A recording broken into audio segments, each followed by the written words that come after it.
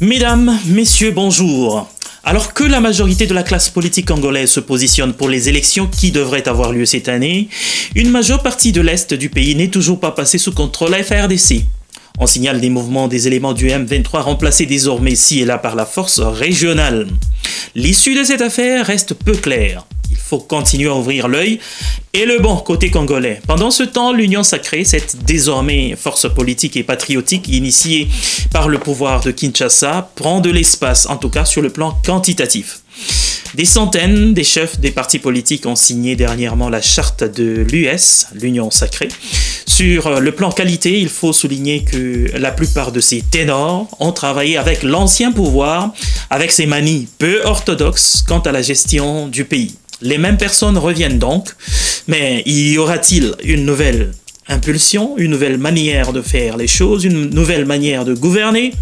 Nous allons suivre tout ça au fur et à mesure pour encourager le positif et dénoncer les écarts. Le positif, le concret, c'est ce que Assemblée annonçait un de ses nouveaux membres de l'équipe Sama 2, qui est aussi un ténor qui a signé la charte après remaniement ministériel intervenu il y a peu. Je vous propose une analyse du discours de l'actuel vice-premier ministre, ministre de la Défense et des anciens combattants. Une analyse faite par un fin observateur de la société congolaise depuis la Suisse. Suivons. Bonjour Jules, bonjour chers amis congolais d'ici et d'ailleurs. Mon nom c'est Kaloubi Wango, je suis artiste chanteur, je suis congolais. De mon vrai nom je suis Mbuyamba Kaloubi, amoureux du Congo et adepte de toutes les plateformes sur lesquelles on peut parler du Congo, mais surtout essayer de faire avancer le Congo. Et donc avant toute chose, j'aimerais te remercier Jules de l'opportunité que tu m'offres de pouvoir m'exprimer sur cette plateforme pour faire une analyse sur le discours du nouveau ministre de la Défense et des anciens combattants de la République démocratique du Congo. Je suis conscient que beaucoup d'actions ont été réalisées, bien qu'il en reste autant à accomplir pour la montée en puissance de nos forces armées. Je sais également que beaucoup de défis restent à relever, tels que vous les avez énumérés. Monsieur le ministre, conscient des propos selon lesquels il s'est installé en République démocratique du Congo depuis près d'un demi-siècle, une culture d'antivaleurs et d'immoralité publique qui mine le développement socio-économique de notre pays en général et de nos forces armées en particulier. Nous en ferons notre cheval de bataille. Et bien même de plusieurs autres défis que vous avez relevés dans votre discours. Monsieur le ministre, monsieur le chef d'état-major général, mesdames et messieurs, la tâche est immense au regard des activités en chantier. Autant elle est immense, autant notre humiliation en tant que nation, à ce jour, l'est également. Alors avant toute chose, j'aimerais dire de quelle manière je vais aborder cela. Je vais aborder cette analyse sur deux aspects. Je vais parler de la forme et du fond, et ensuite je parlerai de la personne. Et vous comprendrez d'ailleurs pourquoi. Alors pour ce qui est de la forme, j'ai trouvé quelqu'un de très solennel, quelqu'un qui avait pris la mesure de la tâche qu'il devra désormais assumer, et quelqu'un qui était vraiment dans la posture d'un homme d'État. Et ça n'a pas manqué d'attirer mon attention. Donc on a retenu de la solennité et surtout de la gravité dans sa manière de s'exprimer.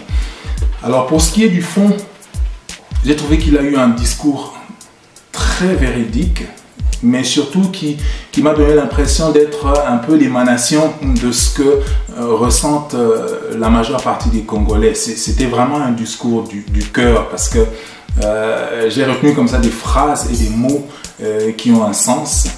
Et je pense qu'il est au-delà de la tâche qu'il doit assumer. Il est dans la posture du Congolais qui a été meurtri, qui a été touché pendant toutes ces années et qui est affecté par cette situation. Alors j'espère que cela lui permettra d'être dans la motivation et pas dans l'émotion. C'est très important. Et donc j'ai relevé des mots, j'ai relevé des phrases. Il y a la phrase où il dit que ce n'est plus le moment des discours. Et donc ça suppose c'est le moment d'agir. Et le Congo a besoin de l'action. Et Jean-Pierre Bemba, je suppose que c'est une personne d'action. En tout cas, on connaît l'histoire de ce monsieur. Et s'il le dit, je crois que c'est une phrase qu'il a pesée. Et j'ai entendu des mots comme l'humiliation. Il parle du fait que le Congo a été pendant des années maintenant humilié dans cette partie de la République. Et il est important et je crois qu'il est nécessaire aujourd'hui, non seulement qu'on arrête cette guerre et qu'on arrête ces atrocités, mais surtout qu'on efface cette humiliation. Et ça, c'est des paroles fortes de la part de la personne qui est en charge de nos forces de défense. Et pour cela, j'ai apprécié justement la teneur de ce discours. Donc ça, c'était pour parler du fond et donc de la forme. Après, je souhaite parler de la personne. Jean-Pierre Bemba n'est pas un inconnu sur la scène politique du Congo. Et ceux qui se rappellent connaissent bien à l'époque de la formule du 1+4. Jean-Pierre Bemba était un des vice-présidents qui était à la tête d'un mouvement rebelle, le mouvement de libération du Congo.